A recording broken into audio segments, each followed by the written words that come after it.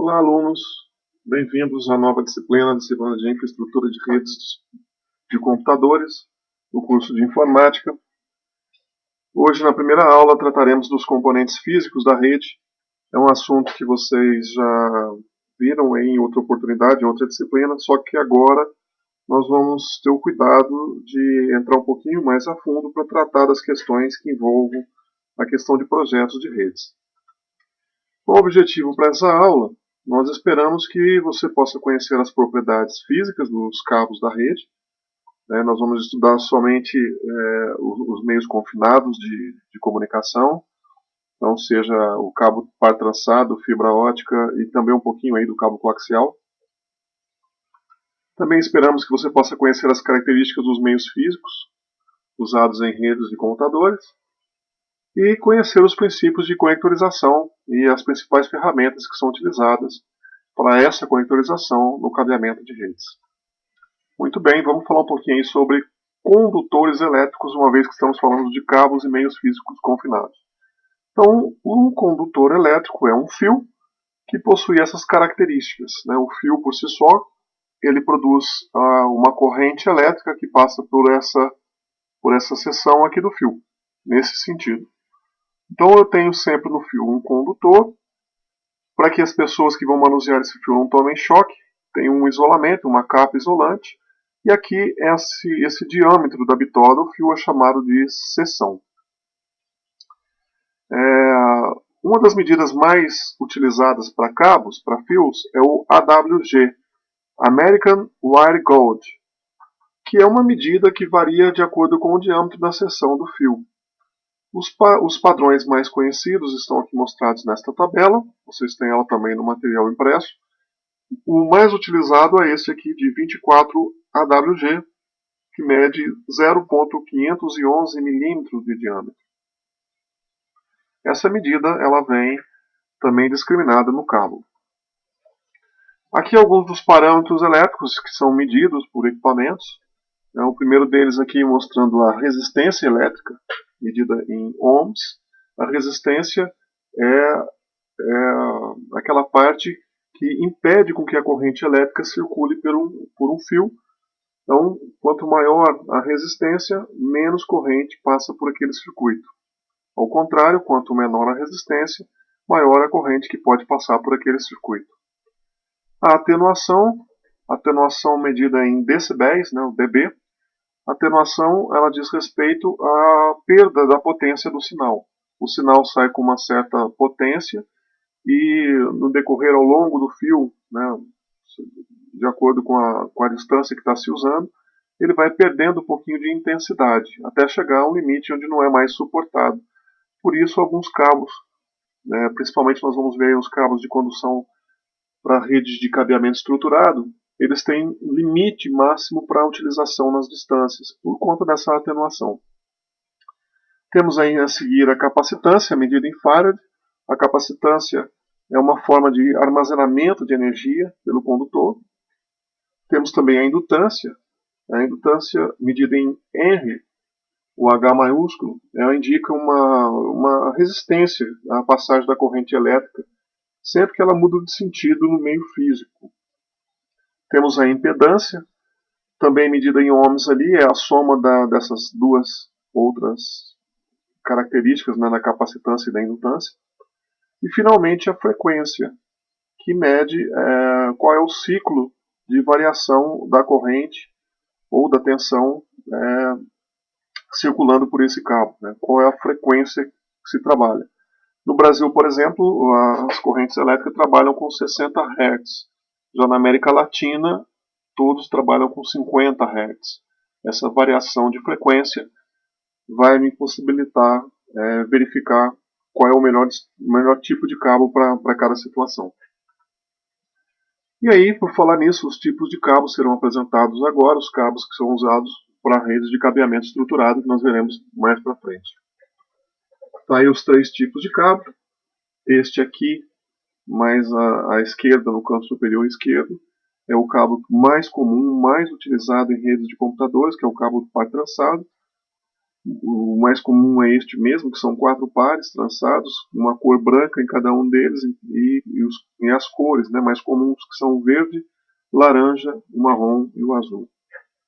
Aqui à direita é o cabo de fibra ótica, também muito utilizado principalmente para fazer os backbones das redes, as comunicações entre redes.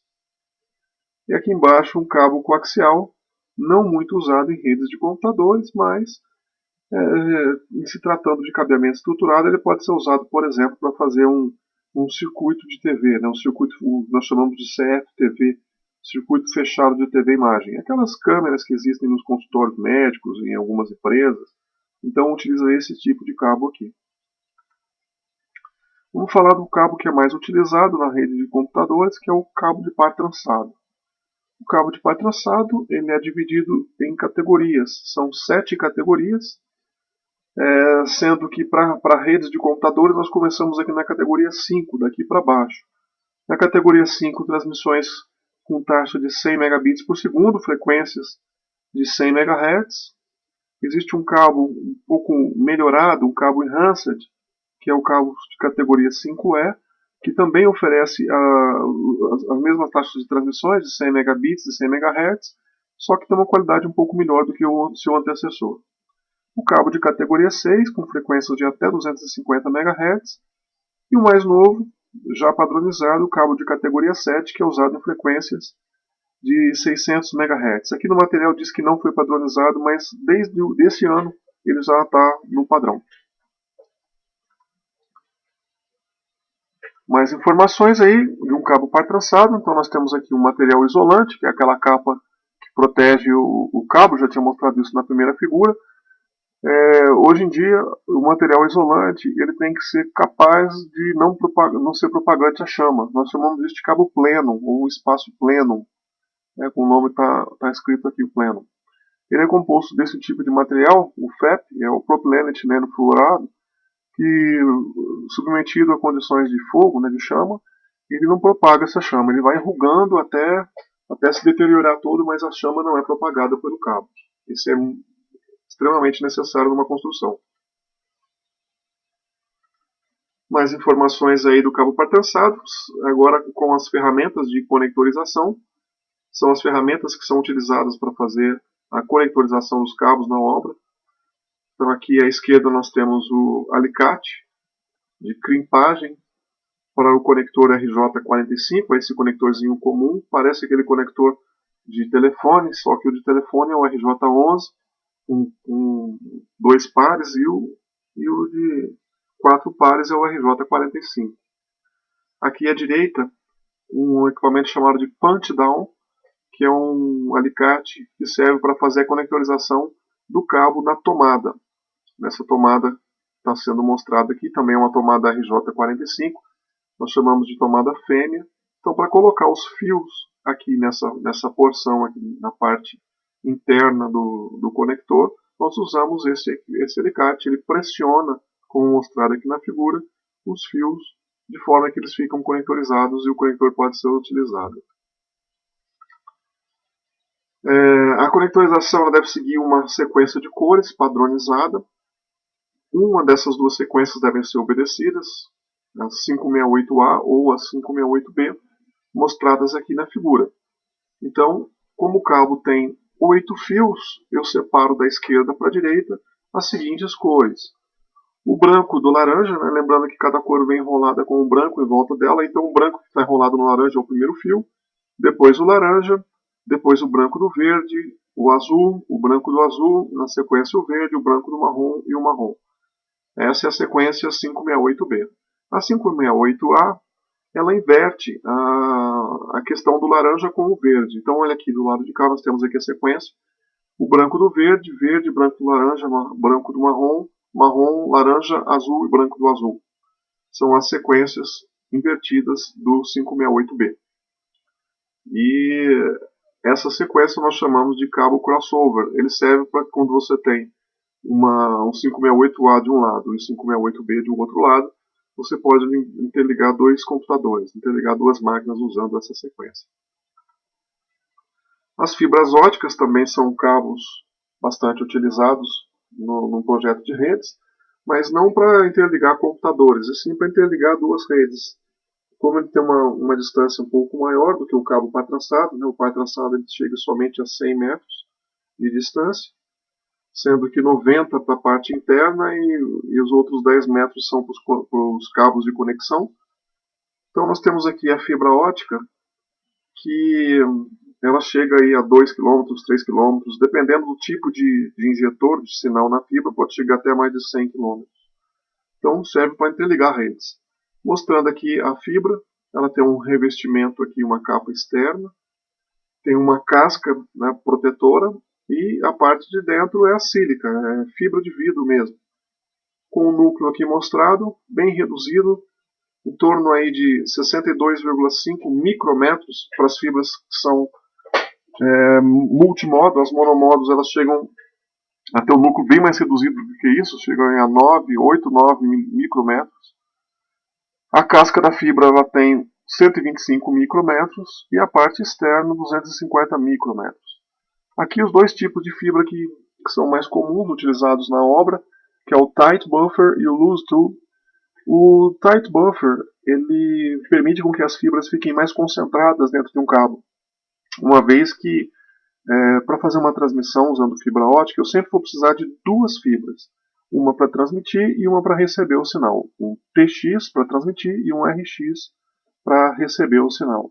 Mas existem fibras, né, cabos de fibra ótica que contêm muito mais fibras do que isso, 8, 10, 12, 15, 50 pares às vezes.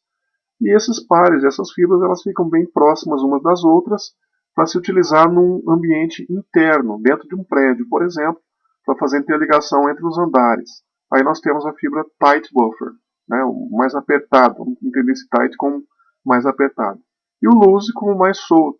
São as fibras para uso externo. Então, se eu vou utilizar para interligar dois prédios, eu tenho que passar esse cabo por uma parte externa, e essa parte externa está aí submetida às ações do tempo, né, sol, chuva, enfim. O loose tube permite que as fibras fiquem um pouco mais separadas e entre essas fibras, no meio delas, se coloca um gel protetor, uma geleia, que protege a fibra do ressecamento. Então essas são as de loose tube. A conectorização de uma fibra ótica, ela não é feita com aqueles equipamentos de alicate de conectorização. Essas ponteiras aqui elas já vêm de fábrica, né? E aqui eu tenho os diversos tipos de conectores. O conector LC, aqui à esquerda. Em seguida o conector ST, é um conector que se parece muito com o de cabo coaxial, ele é de rosca. O conector SC aqui mostrado.